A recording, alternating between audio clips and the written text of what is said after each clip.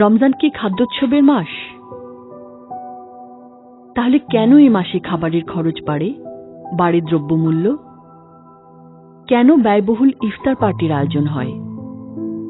সেহরিতে নামি হোটেলে খেতে যাওয়াকে কেন আমরা স্ট্যাটাসের মনে করি?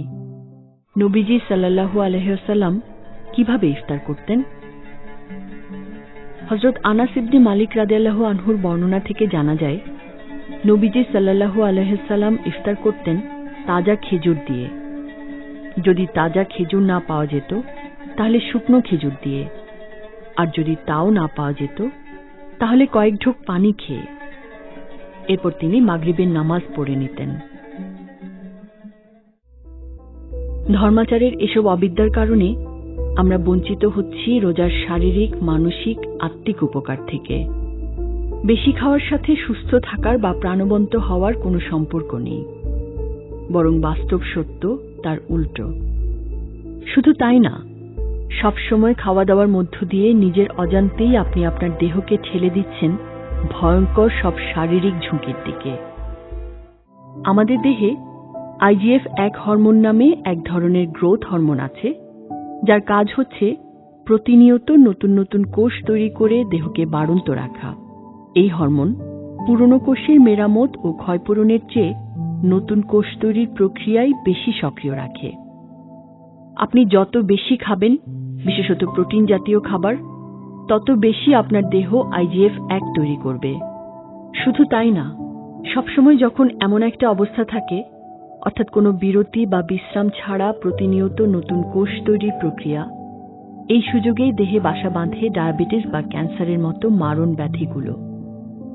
কয়েক ধরনের ক্যান্সার, যেমন স্তন ক্যান্সার, প্রোস্টেট ক্যান্সার এবং কোলন ক্যান্সারের সাথে বিজ্ঞানীরা উচ্চমাত্রার IGF-1 এর যোগসূত্র খুঁজে পেয়েছেন। বিজ্ঞানীরা বলেন, এই অবস্থাকে পাল্টে দিতেই তাই মাঝে মাঝে খাবার থেকে দেহকে অব্যাহতি দেয়া দরকার।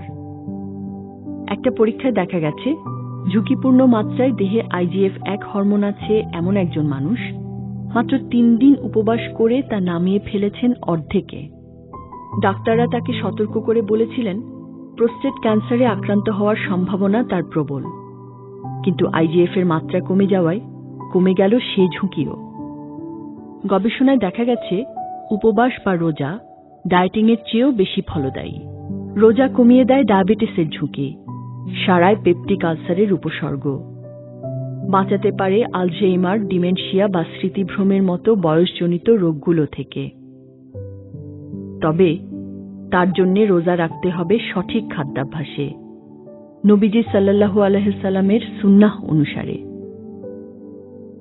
রমজানে কি খাবেন, কি খাবেন না? ইফতারের সময় 3-4টি খেজুর খেয়ে পানি পান করুন। খেজুরের সুক্রোজ পানির সাথে মিশে তাৎক্ষণিক প্রাণশক্তি এনে দেয়। এরপর মাগরিবের নামাজ পড়ে রাতের খাবার খেয়ে নিন। ইফতারিতে ভাজা পোড়া, গুরুপাক ও অতিরিক্ত মশলাদার, রকমারি অস্বাস্থ্যকর খাবার ও শরবত বর্জন করুন। মৌসুমী ফল যেমন আম, কাঁঠাল, কলা, লিচু খেতে পারেন। কাঁচা ছোলা খেতে পারেন। রাতের মেনুতে শাক, সবজি, মাছ, বিশেষত সামুদ্রিক মাছ, মুরগির মাংস, ডিম, ডাল ইত্যাদি থাকতে পারে। গরু, খাসি, পাঁঠার মাংস না খাওয়াই শ্রেয়। সারাদিন খাওয়া হবে না ভেবে সেহরিতে যারা ভুরিভোজ করেন, রোজার কষ্ট তাদেরই বেশি হয়। আর মাছ মাংস বেশি খেলে তৃষ্ণাও বেশি হয়। সেহরিতে তাই ভাতের সাথে শুধু সবজি খান। প্রয়োজনে খেজুর, কলা বা দই চিড়াও খেতে পারেন। দাওয়াতে গেলেও খেজুর পানি দিয়ে ইফতার করুন। মেজবানকে বিব্রত না করে বিনয়ের সাথে কিংবা কৌশলে ভাজা পোড়া বা ইফতার নামক খাবার পরিহার করুন। রাতের খাবারের আয়োজন থাকলে সেটাই গ্রহণ করুন। রমজান খাদ্য সংযমের মাস, খাদ্য উৎসবের নয়। হোটেলে গিয়ে আইটেম বহুল ইফতার বা সেহরি করার বিলাসী ও অনুষ্ঠান সর্বস্ব পার্টি বর্জন করুন।